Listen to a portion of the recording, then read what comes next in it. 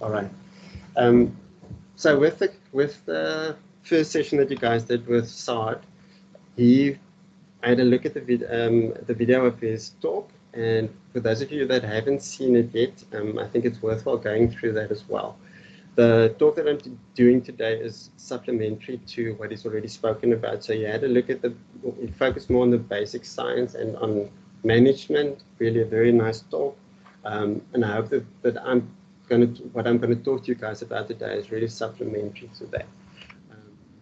So just a little bit of a disclaimer. So you guys all know that the disease is called COVID-19 and the virus is called SARS-CoV-2.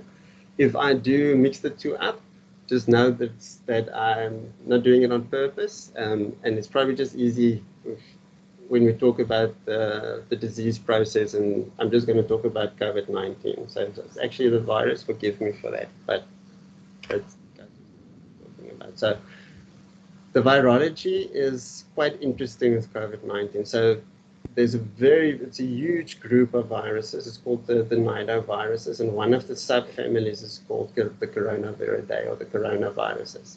So corona means crown, and the name comes from, if you look at the virus, you will see it's got this little crown-like structures on it. So that's actually why it's called the coronavirus, or these crown-like structures are also called spike proteins or S proteins, and it's characteristic from this group of viruses. So there's medically important four subgroups of coronaviruses. So alpha, beta, delta, and gamma. It's only alpha and beta that actually causes any infection in mammals. The ones that's important to us, there's 2 alpha viruses and there's 4 beta viruses, or there used to be 4 beta viruses. December 2019, the new one came along. So there's 5 of the beta viruses that's important. Out of those 6 viruses, or sorry, there was 5, there's 6 now. The ones that we will know well is SARS-CoV and MERS-CoV, and now SARS-CoV-2, because they're all, of course, pandemics. The rest of the virus group, they are all just the cause of mild flu. And I'm sure you guys all know the story, but it does make it a little bit more interesting if we think about it. So the usual host for most of these coronaviruses are bats and mice. The ones that have caused the trouble in the sense of causing pandemics all came from bats, and then there was different intermediate hosts. These are not all, it's quite difficult to actually scientifically find out what animal acts as the intermediate host, but the civet they're quite sure of. So the civet caused SARS-CoV, the first SARS virus. The dromedary camel caused MERS-CoV, and seems like the scientists are quite sure that it is the pangolin that was involved with SARS-CoV-2. There's also another fact, and you guys will hear a lot of conspiracy theories about this. Was it actually the Chinese government that released this virus? There's a huge virus research laboratory in Wuhan, and who knows? Doesn't matter much clinically to us, though.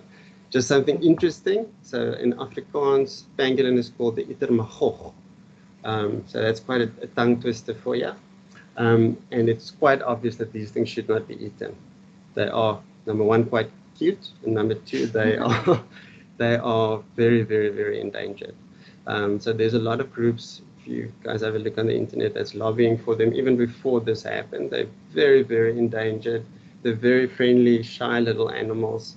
They often get caught in electric fencing. Really, don't eat them. Okay, and if they sneeze on you, Lord knows what might happen.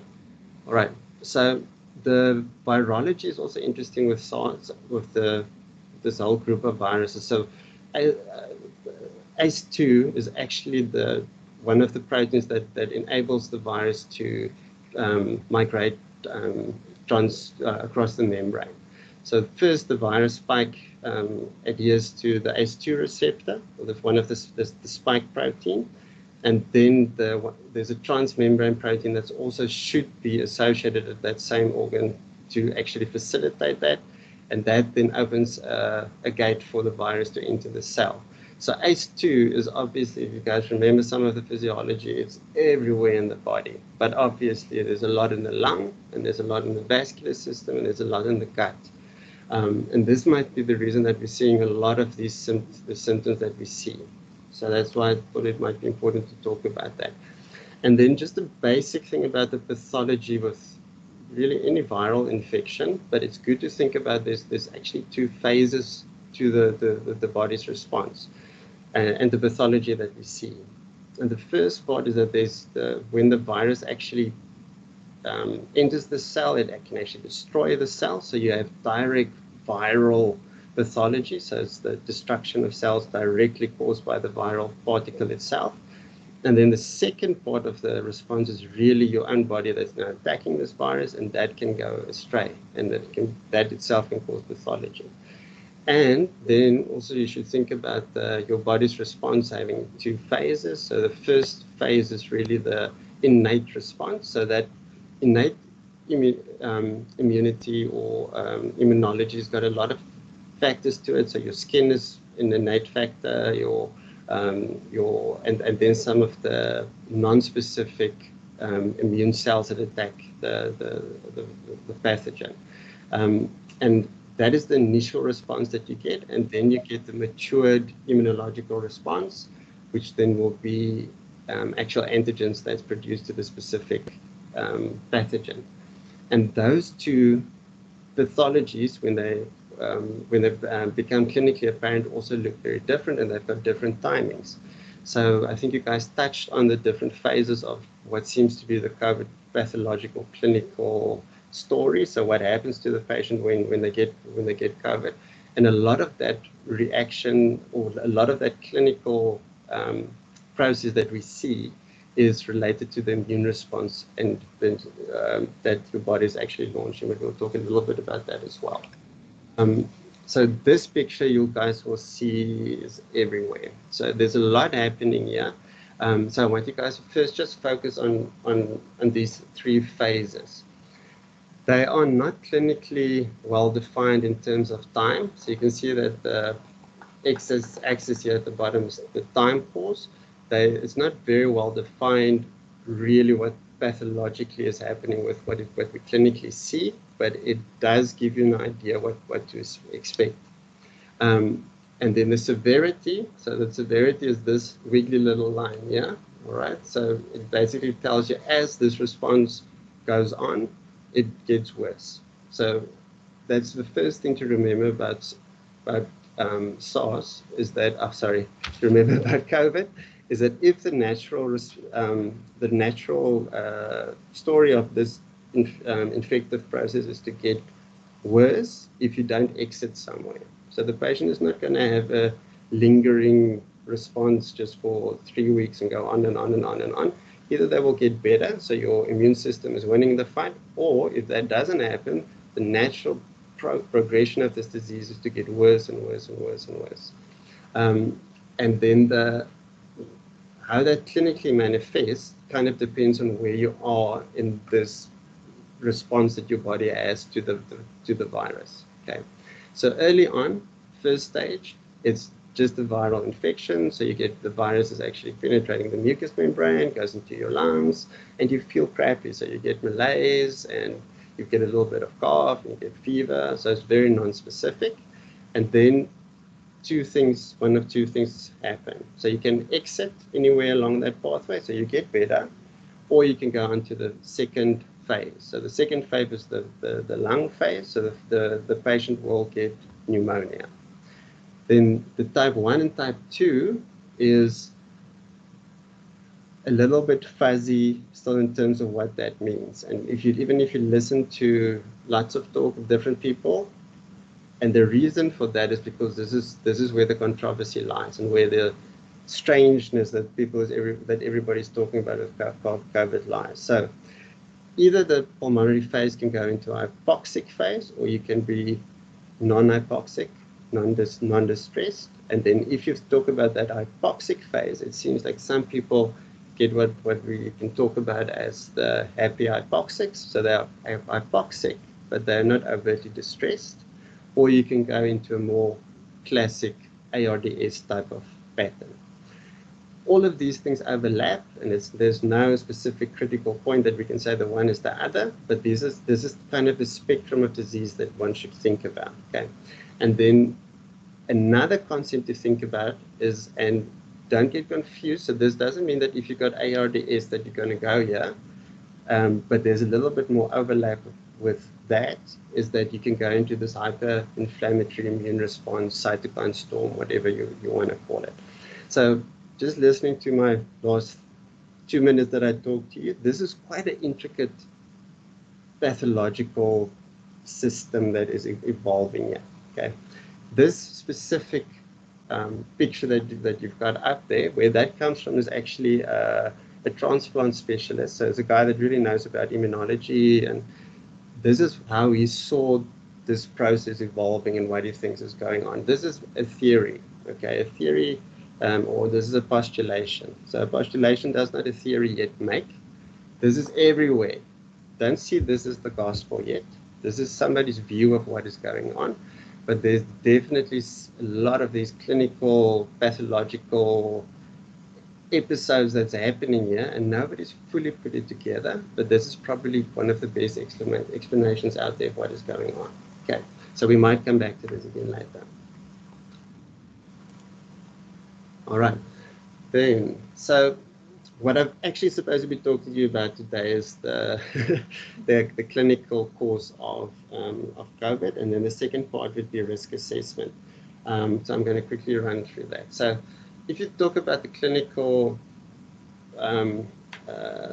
presentation of COVID, it's also important to remember that you've got a spectrum of presentation. So it's asymptomatic patients, symptomatic patients, patients that have already had the disease and actually now better.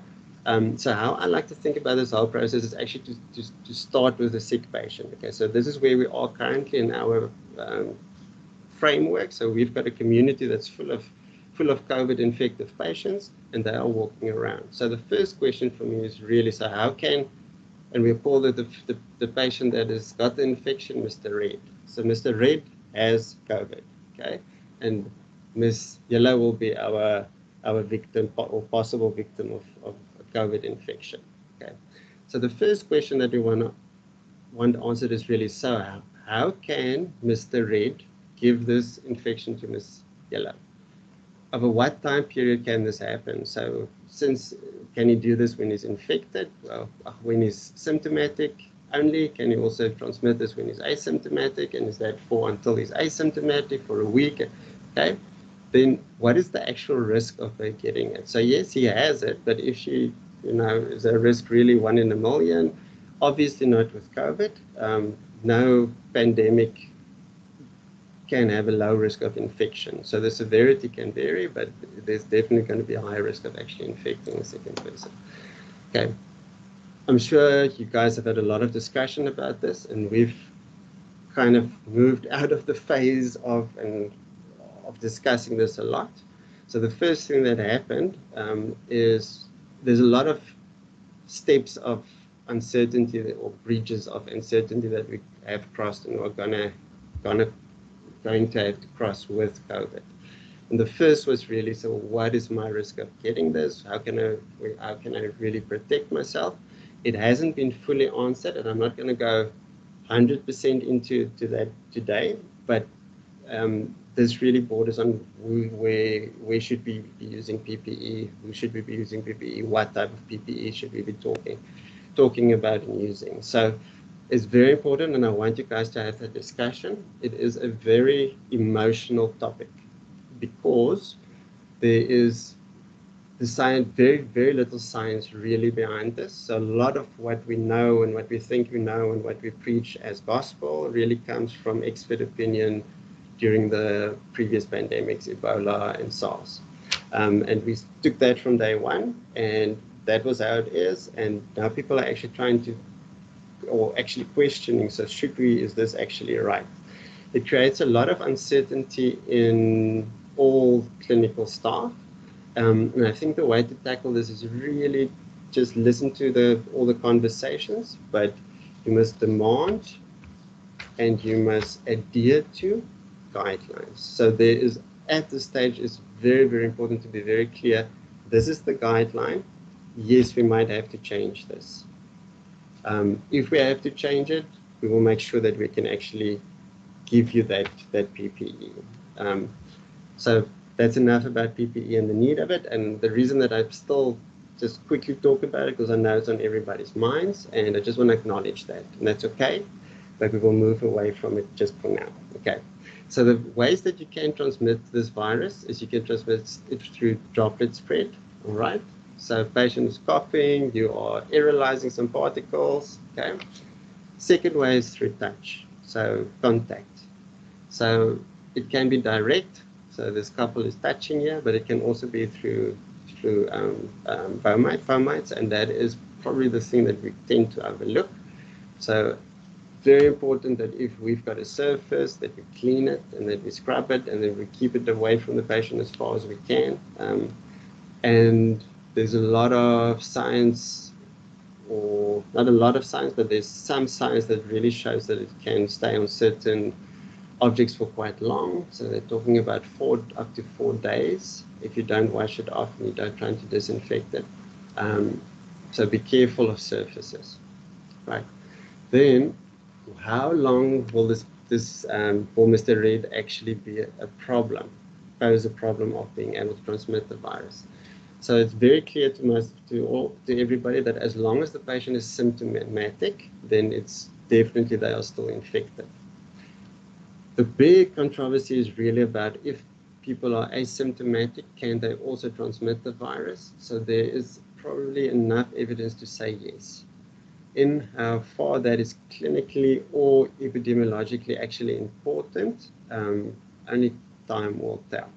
But there's enough evidence to say, even if it's very few instances that it does happen, but there's been at least 2 well-documented case studies that out of the China cohort that showed that definitely asymptomatic people did actually transmit the virus. Okay.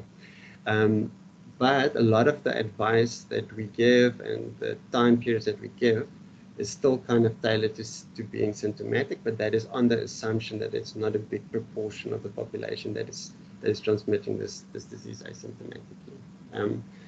What is definitely true is that up to 8 days after your symptoms have stopped, you can still shed the live virus. Okay, you will see data of people talking about virus being shed for longer than that. It is true, but it has not been proven that that is actually viable virus.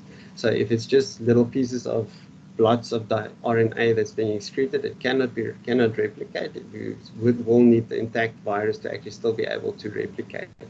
Remember, if you do a PCR test, it will take any piece of RNA that's lying around and it will amplify that.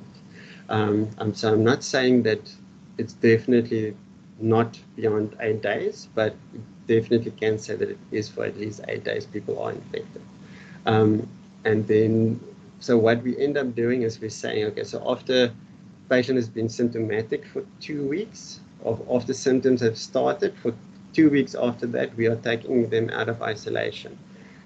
We must be just cognizant of the fact that that is a guess. Okay, there's no real science behind that. What we do know is that 8 days after symptoms have ceased, and that is usually the disease lasts up to a week, can be 2 weeks, but at least 8 days after symptoms have ceased, it's probably safe for that patient to re-enter the community. Then your options there for re-entry is either you decide that we're going to put a time frame to it, and we're going to say, so you haven't had symptoms for 7 days, 8 days, or 2 weeks from start of your symptomatology, you can re-enter, and that is what we've been doing. So there's some people advocating that we should actually be doing 2 swabs. So you do a swab and then you do another swab 24 hours. I really don't think we have the resources to do that. And that is going to be the answer, unfortunately, in a lot of these things. So we're going to have to be pragmatic, and unless that changes with very clear direction from National Institute, that is what I will be advising. So 2 weeks, either patient is 2 weeks from symptom onset, and then asymptomatic, they can re-enter, or they must have a week, 7 days from symptom as end, also to re-enter into the population. Okay, so then the other thing that I would want to know for the sake of poor Miss Yellow is, so what is my chance of actually getting it? So that's a very, very difficult question to actually answer. Okay, so luckily we always have the answer of it depends in medicine, and probably nowhere more true than yeah. So it depends on a lot of things. So if both of them are wearing PPE, it will make a huge difference. If they are not in the hospital, but they're actually out in the population and they are practicing social distancing, it's very different if they are in the same household. Okay. Also depends on where the patient is in the disease process. And this is, I couldn't find any evidence for it, but what kind of makes sense is if your nose is running and the snot is everywhere, then you're probably more infective than the patient that is asymptomatic and not coughing and not spreading everything everywhere. Okay. But the data that we have around it, so if somebody is symptomatic and they're living in the same household, there's a measure that they call the hit rate. So I think it's the hit rate, don't quote me on that one, but it basically means what is the likelihood that the patient in the family gets it, and that's about 10%. So if you live with somebody that's COVID positive, you live in the same household, and then the chances are about 10% of you getting that. Okay, that is and as a disease process in infectivity, and that's quite high. Okay, then you guys will all see the yes, now I can't remember what it actually said, huh? Reproduction. Anyway, the R naught. Okay, so it is basically an epidemiological measure. Okay, it's a reproduction number. So it is not a constant. So you can't say for this virus the number is 1. For this virus, it is an epidemiological measure. So taking all the epidemiological factors into account, this is the chance that this will actually be transmitted. So if you look at the Diamond Princess cruise boat ship, the R0 there was 15. Same virus, it was 15 there, but if you look at the China, it was 1.3. All right, so it's not something that is specific to the virus. Okay, so some people talk about virality, and just keep it simple. So it actually has nothing to do with the virus. It's an epidemiological measure, and it gives you the estimation of whether epidemic will happen and what's the chance that it will actually stop. So if it's above 1, it's still going to grow. If it's below 1, it's going to get the epidemic actually stopping. Okay. Now, so we're looking from Mrs. Yellow's point of view. So she might or not might have the disease. So she's been exposed to Mr. Red, and Mr. Red was snotty nose and coughing everywhere, and he was tested and he's got corona. So how are we actually going to know that she's safe or she's not safe? So the first thing that one wants to know is how long can we say after this period, okay, she actually doesn't have it, she hasn't had symptoms. Okay, so the incubation period is the thing that measures that, and that is my box and whisker plot that I'm very proud of that I drew there. Okay, so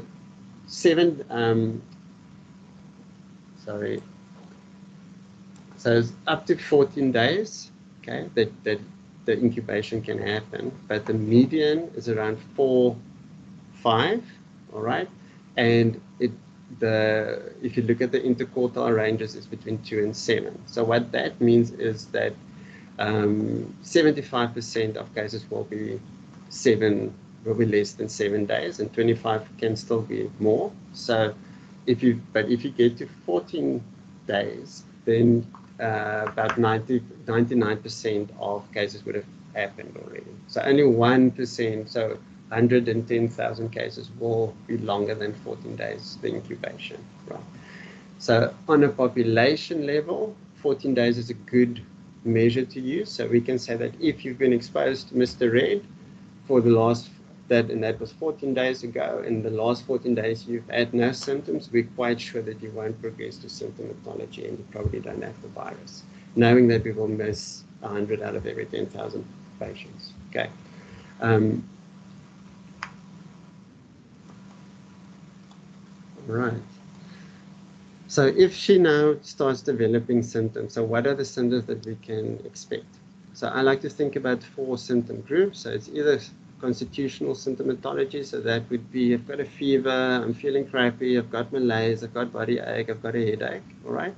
Lower respiratory tract symptoms, upper respiratory tract symptoms, and gastrointestinal symptoms. So those are the 4 major groups of symptoms that we can get. But it's more useful probably to think about them not in groups of symptoms, but what is common and what is uncommon, okay? But taking into consideration that obviously the symptomatology will change as the disease progresses. So from stage 1 to stage 3, patients will look very different. So the major group of initial presentations will obviously be the not so sick, progressing into the stage 2. So we will see a lot of pneumonias in hospital, out of hospital. If GPs were seeing this, they would see a lot of body aches, okay? And then the ICU will get stuck with the hypoxic ones and the hyperinflammation case, okay? So there's been a lot of different, quite a wide variability between the population groups in terms of symptomatology, but what is clear is that some things are very common and some things not. Okay, so fever, out of all the population groups, is definitely the most common symptoms that present, and coughing is number 2. So fever, coughing, very indicative. Then the second group of common but not that common would be myalgias, headache, sore throat, and dyspnea. Okay, and then interesting enough, rhinorrhea is actually not that common. All right, so if you look at the case definition, the South African case definition, rhinorrhea is not included, and I think that is correct that it's not included. All right. Then you will see a lot of people. Okay, let me rather talk about this. So then in terms of severity, so the patients will, those are the patients that present to us mostly will have fever, cough, and then by the time they get to us, they might be short of breath. But in terms of the disease progression and the course, the amount of people that's really, really ill, it's nice to think about in terms of 80%, 5%, and then in between you've got the 15%. So 80% of people will have very, very mild symptoms. Okay, so when I will say mild symptoms, that can be up to a patient that's actually looking quite ill, but they're not ill enough to admit. So if we talk about this, so there's no moderate, if you look at the classification, it's mild, severe, and critical. Okay, so mild and moderate is actually just bunched into one, and that's that 80%. The severe basically means you've got respiratory distress. So that will be about 15% of the entire exposed group that progress to that, and then 5% will end up with LEA, okay, in ICU. Out of that 5%, also very variable, but it looks about half of them will not make it out of LEA's ICU, unfortunately. The very variable across regions, and the most plausible reason, there's a lot of things that could cause this, but the most plausible one would really be age, because it looks like, if you look at the Italy numbers, they were much older compared to the Korean population, and the fatality rate went down from 7.2% to 0.9%. And the mean difference was somewhere in the 60, 65, 64 for the Italian group, and 40s, early 40s, mid 40s for the Korean group. So expect that we don't really know what we're going to see in our population. All right. Then this COVID does have a very typical story. So when we make diagnoses, we are basically just listening to stories, and we are comparing that to previous stories. So this is all new. So I'm going to tell you what the typical story is that COVID presents with. Okay, so initially they will be feverish and they will have a bit of a cough. This is how it will start. They don't actually have a snot nose. They're just feverish. They might cough. That cough might be productive. It might not be productive. And then they linger on for about a week, about 7 days. Then in day 7, they quite suddenly start becoming dyspneic. Okay, so just just a little exclusion before I go on. So I'm going to say day 7, but remember I'm talking about means here, and there's quite a bit of variability here. But on average, day 7, they will become dyspnea. All right. That dyspnea has a very wide range of presentation. So you can have somebody that's extremely hypoxic. You can have somebody that is not hypoxic at all, but just very dyspneic, or you can have somebody that is extremely hypoxic and not objectively or subjectively dyspneic at all.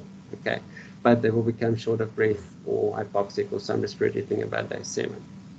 Then about 2 days later, if things progress between 2 and 5 days later, the lungs are going to become very, very ill, and they're going to start at day 12, 10, 11, 12, they're going to start needing ICU. Okay, and then you will see that this was the initial Italian, the initial Chinese cohort, and they called it ARDS there. Now we're all saying that it maybe wasn't ARDS, maybe it isn't ARDS. Doesn't really matter. What this data just shows is that they became more ill around there. Okay, then they linger on for another 5 days or so, and then they might go into this immunological storm, this exaggerated immunological reaction that they're getting, and then another 2 or 3 days later they will die. So that is a typical story, remembering that any patient can exit at any time.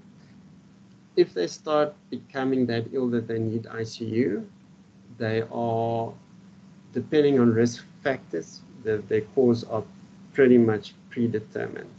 So what I mean by that is, yes, there's some medication out there. Nothing has really been shown to make a huge difference, if at all. So this is pretty much, it's still a natural disease progression with not a lot of intervention that actually changes this. And it might be that a lot of the interventions that we are placing there might actually be making it worse. And we know that, but this is uncharted territory, and you're going to have people give one medication the next week and swear that it killed a lot of patients the next week, and then they'll be giving it again by the 4th week. It's okay, right? We're all going to be confused, but that's what you're going to be faced with. Okay. All right, I'm going to very quickly talk about this because it is a talk on its own, and you guys did touch on that. So just to know where to place this in your cognitive framework when you think about COVID. So what is this L type and H type that they're talking about? So this is really about ventilated patients. Okay, so what it comes down to in essence is that they're saying that there's a lot of the patients that everybody was initially classified, okay, so you're in ICU now, you need a ventilation, we're going to put you on ARDS protocol, and we're going to ramp up your PEEP until your oxygen is fine.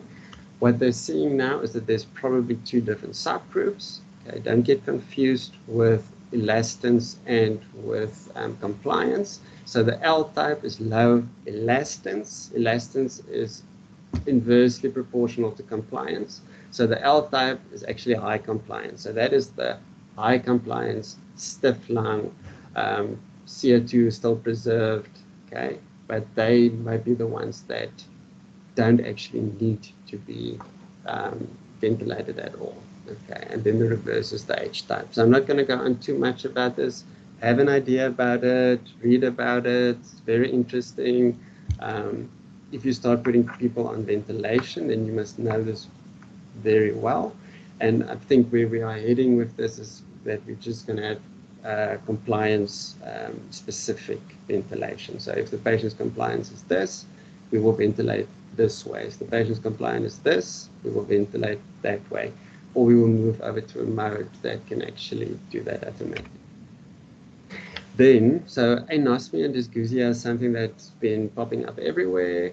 So just so you guys know what it is about. So there has been some anecdotal stories about this being a very early presentation. Might well be. There's really not a lot of data about it. The data that is available, there was a survey done in Italy, and they've retrospectively, through a survey, I don't know how much prompting there was. It was written in Italian, who knows.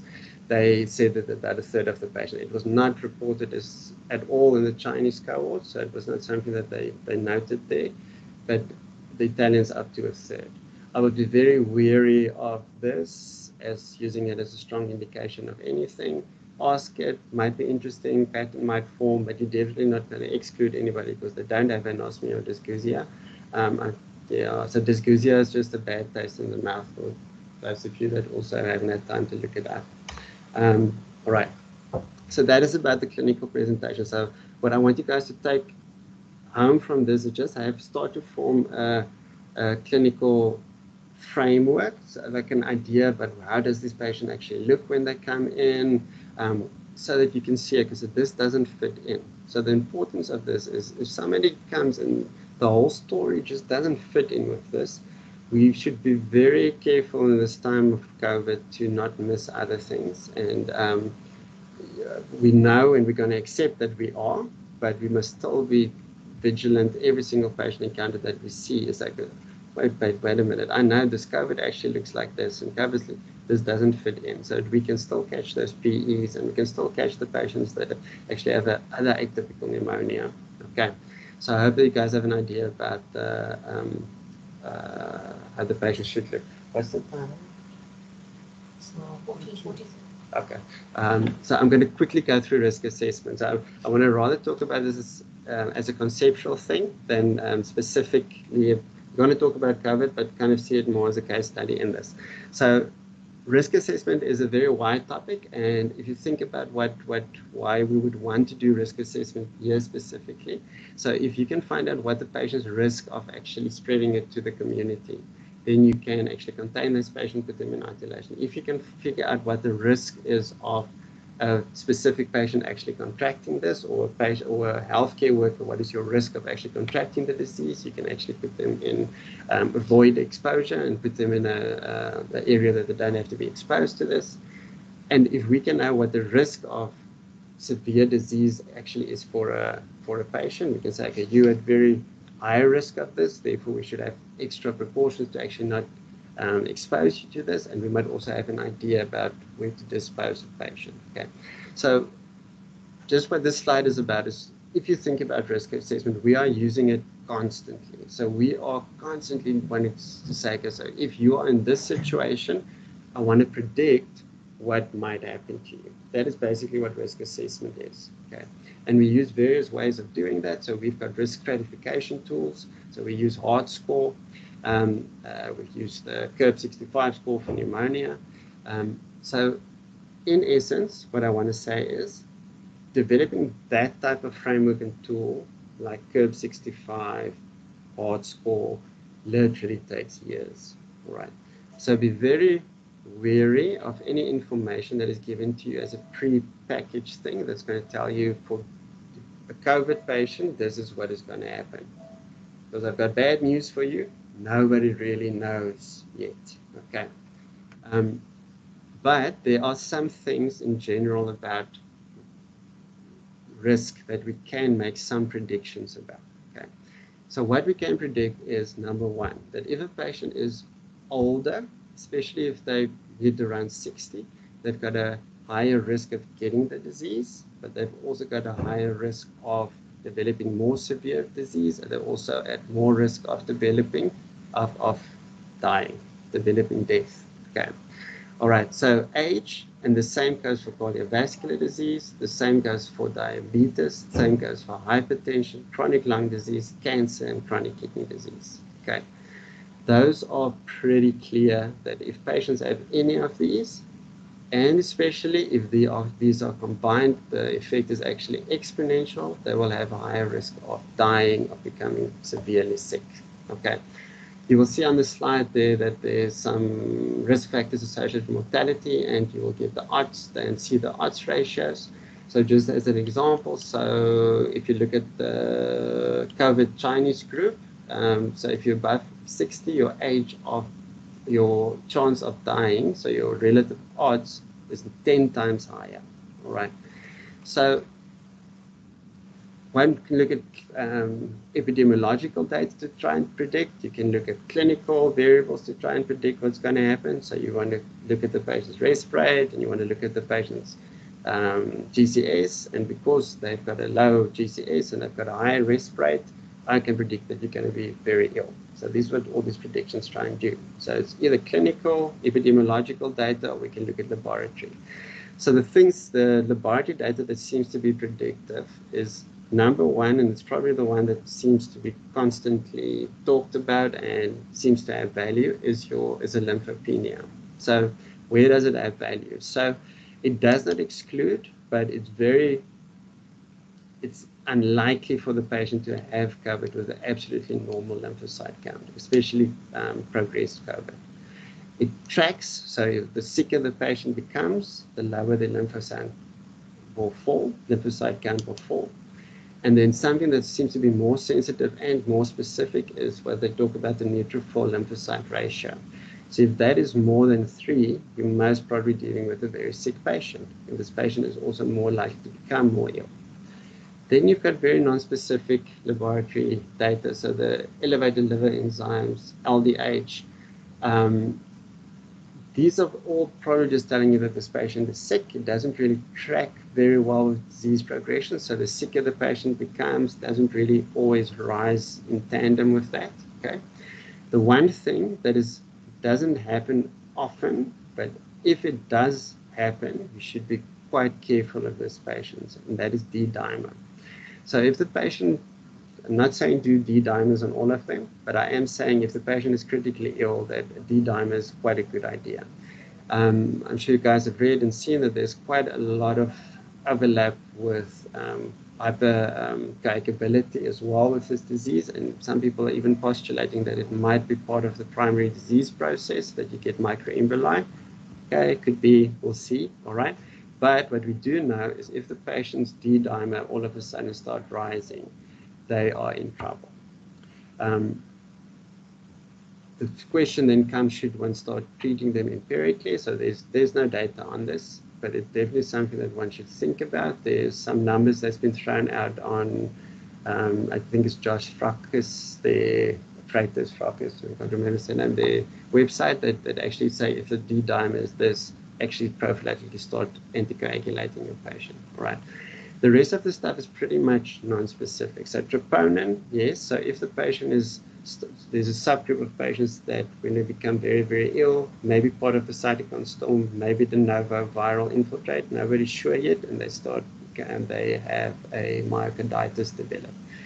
Definitely in that group, the troponins will rise, but troponin is any sick patient in any ICU anywhere in the world, doesn't matter what's wrong with them. Troponin, raising your troponin is associated with increased mortality. So it can be a non-specific mortality tracking tool, all right?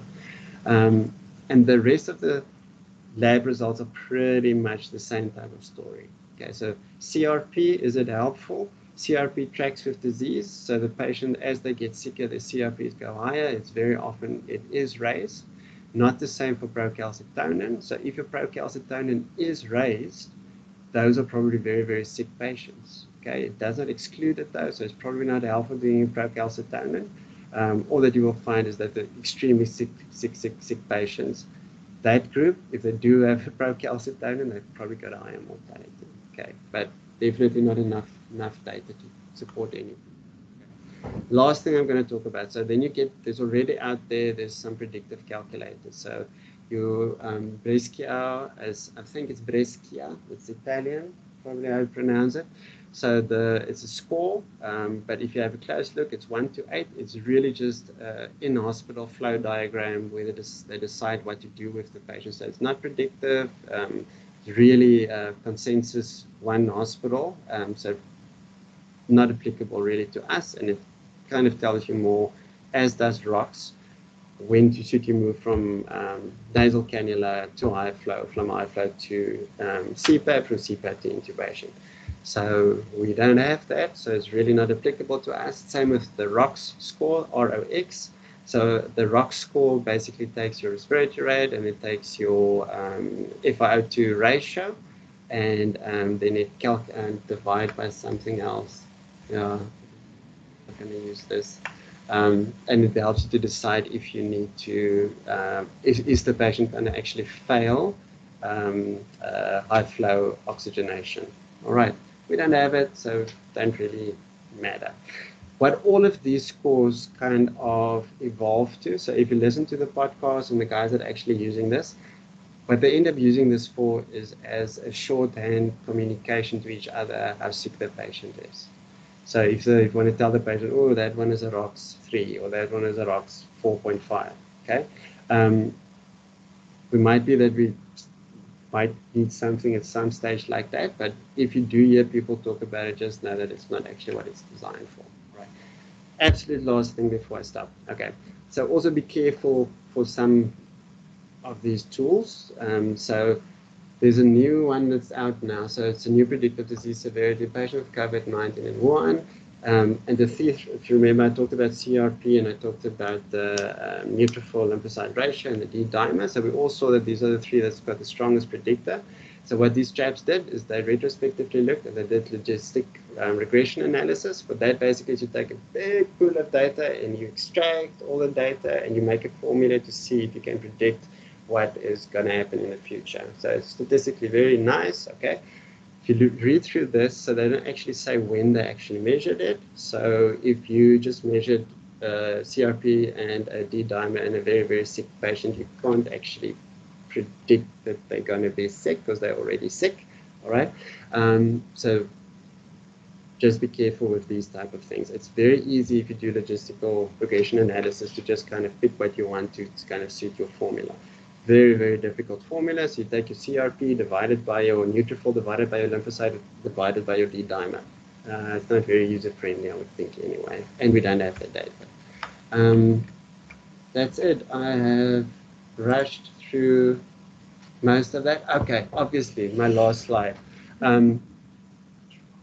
So what is important right now for all of us is being part of a team. This is a very unique opportunity from a humane perspective, but also as physicians that's going to go out into the world post-COVID. Have a look around, see the type of leadership styles that you see. This is a very unique situation. So we're basically in a war environment right now. Probably not going to be like this again, but you will have little mini wars to fight. This is not the same as peacetime. So in peacetime, you need a different type of leader and leadership skills than you've got at times of war. So I've been very lucky to fall where I did, I think.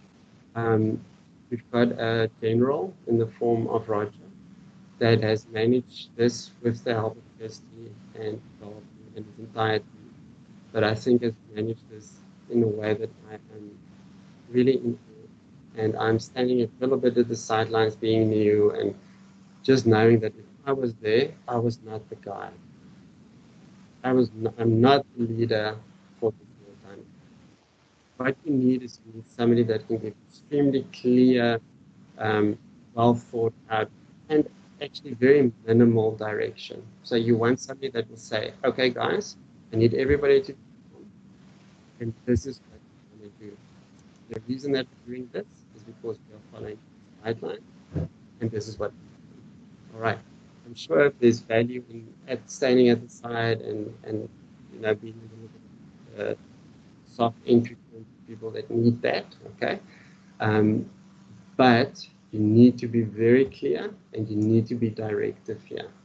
And it is a huge system, a hospital, that has got a lot of components with a lot of different needs and a lot of psychological needs and and that is obviously also important. And I'm the first proponent of all the soft stuff. But what I did see here is there's a lot of value in being clear. So in a pandemic, hopefully this will be the last one, so I don't have to worry that if I ever face with it, then I'll be found lacking. But you need clear direction, and you need a general. That's just that it works right now. Okay, you need somebody to patch the saws and hold the hand on the sides as well, and we will all have our roles. But if you've got a role to play, maybe, and for some of us, I'm done now, Leo, thanks, man. A role to play. So we will still be the emergency physician, whichever department you are. You need to know your stuff. You need to know this is the thing that we say we need to do right now, and you must be firm about it. Okay. All right. And then just 0.3, okay, Leo, just 0.3 seconds. But you guys have to take care of each other. So this is also the family that you're going to have right now. A lot of you are far away from home. You are in an isolated environment that is forcing you to be more isolated. You have to take care of each other, and you have to listen to each other, and you have to make space for each other. And then we will be okay. I know that. That's it. Okay, before you go, put your camera on. There's 2 questions for you. My camera. For the screen so you can see other people. Uh, Just 2 seconds, guys. There's a question from Luke, and there's a question from Cameron. Whoever wants to go. Thanks, Willem. Yeah, so we're going to open up now for some Q&As. There are a few. Willem, if you wouldn't mind just unsharing your screen. So click on the little box with the X on it. Yeah, that's the one. Okay, cool. We're back. All right. So guys, just remember, if you want to ask a question, just put your camera on and then we can acknowledge you and you can ask a question. I'm just going to start it off. I know Luke's got a question coming up. And if you also don't want to put your camera on, you can ask it in the chat and we'll get through it. Willem, so yeah, thanks for the talk. It's a lot of information, quite nicely put, and it does summarize a lot of stuff for us. And I think we'll add more and more to it as we go on and learn more. In terms of the risk scoring tools, now obviously I like how you put it that there's risks for everything. So the risk of whether you have COVID, the risk of how you are going to progress, and the risk of how you're going to die, and the risk whether you're going to need ventilation, etc. Now, from the African perspective, and this is something that's important because we are using this in the new facilities and elsewhere, the AFEM COVID scoring tool. Now, I'm not sure if you've had a look at it or you're quite familiar with it, which seems to be a triage type scoring system. So how to decide whether someone is going to need admission or not. But it also then adds a second layer on top of it, which says on a daily basis, if we reapply the score, it might tell us whether you progress from just oxygen to then requiring mechanical ventilation, which then means we can use this to sort of move people around to an appropriate level. Now, one of the problems I have with that score is it seems exactly as you said. It looks like it was a big data set that was retrospectively analyzed, that came up with a bunch of values and says, okay, these numbers seem to fit this 3rd level polynomial, and therefore it looks like a good score to use. How do we go about prospectively validating these things in a situation where we need something right now to do something with, and something that we can get junior doctors to buy in and have confidence in? Because if we put this out to an intern that there's a score, use it, I can guarantee you from personal experience, I wouldn't have thought much how the score came out, where it comes about. And so in this pandemic, how do we go about using scoring systems, or do we just say, screw the scoring system, we're going just for clinical, which we found that we have to ignore SATS monitors sometimes. So that's quite tricky. And I just wanted to know what your thoughts are on how y'all are doing it at Somerset and what you think about these sort of low income African specific scoring systems. First of all, I'm going to say I hope there's somebody that actually knows more than I do about that specific scoring system. So I've seen it. So what that potentially can only measure will be a very, very rough estimate. So even thinking about, wow, I thought about patients a week ago, and now I think about patients right now, and my decision process from a week ago to my decision process right now, I don't think there will be any on the really granular level. So if you're talking about the patient that is in front of you, where does the patient need to go? Until we get to the stage that we're on mass triage, I don't think those tools will have any value. So what we're currently doing is we're really still assessing every single patient as patient. So every single patient encounter is measured clinically what we think is going on with that. Those scoring systems will have a lot of value when our threshold for individual error making goes wrong or goes astray or goes out of the door. So if we are at the stage that we are really seeing so many people that cognitively we literally cannot digest what should happen to these patients, then it needs to be an algorithm. Then it needs to be a computer generated score that we can do and just say, you've got the score and this is where we will go with you. And that's where that will add value. Until we get there, there's a scoring system in our system has absolutely no value. There's nothing that's been validated. There's nothing that can be validated. We don't even have the data. So I will be, until we are there when I don't have any other choice, scoring systems have very, very little clinical benefit right now. Okay. Saying that, so where it does become important for me is where we talk about scarce resources that's already there. So making a clinical decision about where patients should go from the EC, we've got a lot of cognitive resources still there to kind of digest that. Where we are going to run into problems within a fortnight is going to be ICU. So where I think the first scoring system will come into will actually be ICU, where it will be an objective scoring system that says this is what your triad is, this is what your this is, and we will decide according to that, this is what we're going to do with you. Okay.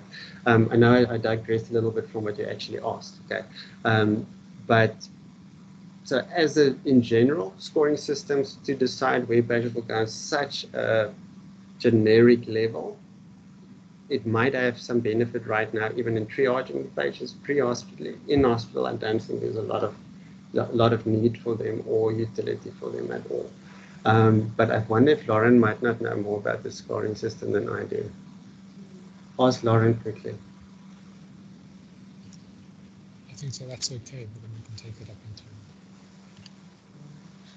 It's Luke. Interrupting.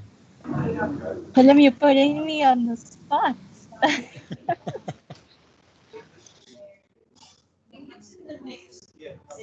So I think in terms of the utility of the clinical severity scoring system, I think it helps in the initial streamlining and risk assessment of the patient that comes into the system for the first time. I think in terms of being able to use a validated tool, it would be ideal for us, but it's not a luxury that we have at the moment. And so we use the best that we can and the best that we have at the moment. And that would be the clinical severity tool that Camlin has identified. It's not without its limitations, and it's definitely not a perfect clinical scoring tool. We also aren't really sure how well it approximates or risk assesses our specific patient population, because it was obviously derived from a different set of patients and a different demographic profile in a developed setting. But it's a way for us to start in terms of having an approach to streamlining patients into pathways of care. So we need to be able to rapidly make an assessment in terms of what is the most appropriate pathway to care. And we have to accept that the initial clinical decision-making tool that we adopt may not be perfect, and it may need to be evaluated, relooked, or adjusted based on our clinical experience once it's applied. In terms of the ongoing utility of the risk assessment tool in your daily evaluation and updates on the patient condition, I don't think necessarily that a risk assessment tool is going to help you continue to risk stratify a patient that's entered into the system. The risk stratification tool that Camlin is speaking to helps the patient entering into the system, but doesn't necessarily benefit the patient once they've entered into the pathway of care. And so we have to then identify what would be a continuous assessment tool that we would use and apply to the patients once they're in the COVID pathway of care. But the risk assessment tool itself, I don't think is going to fulfill that need. Does that answer the question?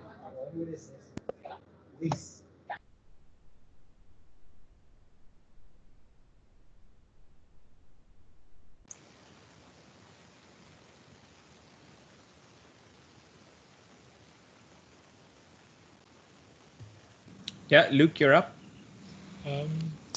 Willem, just with regards to testing, so a lot of places are reporting, and Prof. Barrett here in the webinar that they had said that they're expecting that there's a 30% false negative rate on the PCR testing. Obviously with lab delays of at least 24 hours, but often longer than that. In patients who test negative, who are sick enough to be admitted, you mentioned the lymphopenia being quite not necessarily sensitive or specific, but one of the things that we can look at, if they've got a lymphopenia and test negative and we put them in the hospital, that we should continue isolation. And then on the other side of that, if we've sent them home and they test negative, a negative test doesn't mean that they're negative. Should they be coming back for repeat tests? Thank you. Luke, so the problem with the PCR, as it's its own gold standard now. So we really don't actually know how good these tests are. So the last estimate I saw was about 75% sensitivity now. So they're guessing. So yes, we're gonna miss a lot. And then I think in my brain there's two issues with it. So there's the population screening, okay, which is the patient that's asymptomatic that we're sending home, and yeah, we might miss that. We might actually miss that, and I think that is kind of have to be a risk that we just we have to just take. Unless we've got enough resources to actually do repeat tests on everybody, yes, we're going to miss them. Then the second part of that question is really the patient that comes in that has had a negative test but still looks like COVID.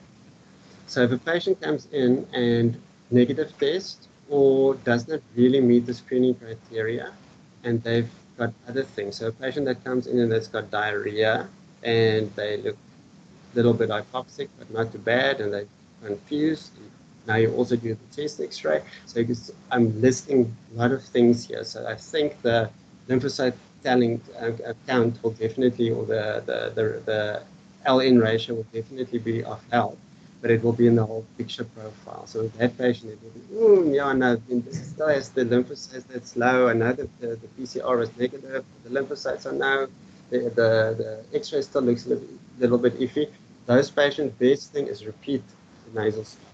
So if you've got 2 nasal swabs 24 hours out, then we're talking about must be very, very low miss. So clinically in hospital, I don't think we should ever shy away from retesting. So in hospital, the answer is retesting.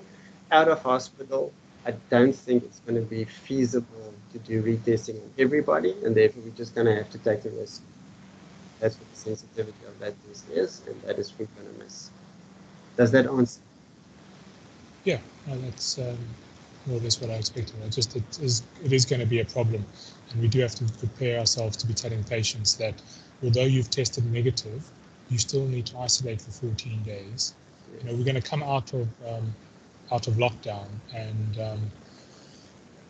we're still going to, if you're sick, you're sick. You're going to have to isolate for 14 days, and we can't necessarily be reliant on doing enough testing to protect enough of the population, all the hospital staff. The same as people, once there's a decent amount of community spread, patients coming into the hospital with broken legs, broken arms, or for other reasons, who are either asymptomatic spreaders or in the asymptomatic period before becoming ill.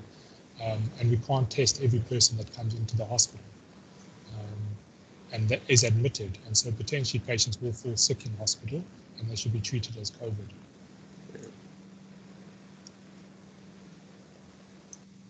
Agree.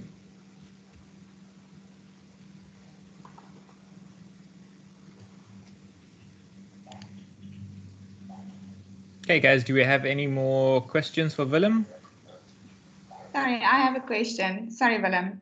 My question is more regarding standard treatment guidelines, because now every facility kind of has their own treatment guidelines and how they are going to treat patients that enter their facility. Are we working towards national guidelines or provincial guidelines? Because there will be some inconsistencies between the different units, and some units say yes, NEP, some say no, some say CPAP, some says no. And then it's literally your geography determining your survival, your chance. Are we working towards specific guidelines for the province or national?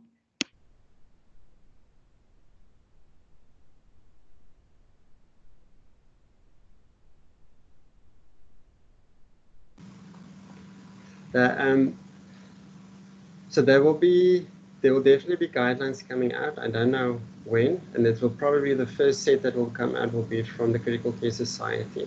I think they might be on the. It's not published yet. No. Okay, they should be on the brink of publishing that. So yet again, it will be guidelines. So there's no policy enforcement that's going to come quickly. I think there's going to be a pretty clear-cut thing, though, in terms of treatment that will come from the Critical Care Society, and that's what I'm aware of. But it might be that's my critical care environment around here. I don't know if anybody else knows about clear pathways for the guidelines.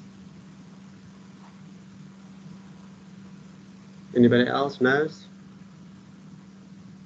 No. I don't think there's guidelines we see. I don't think we are. Yeah. So it will probably. So just thinking about how this will evolve, it will definitely be probably first society based, the internet will be small subject, and it might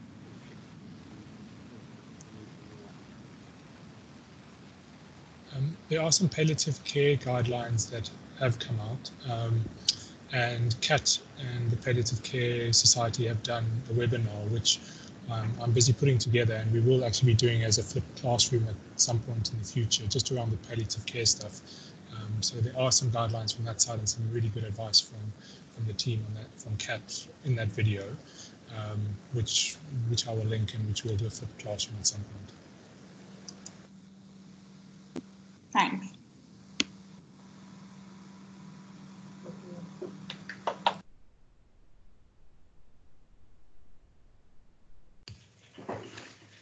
Okay, is there anyone else that has any question for Willem?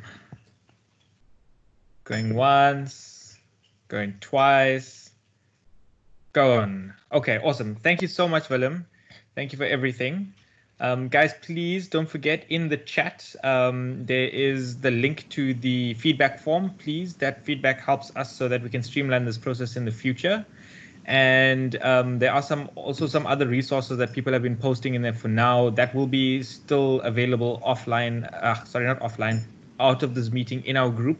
And we will try and collate that and put it into a good form, some good discussion going on there. I'd just like to thank everybody for joining in, and please stay safe.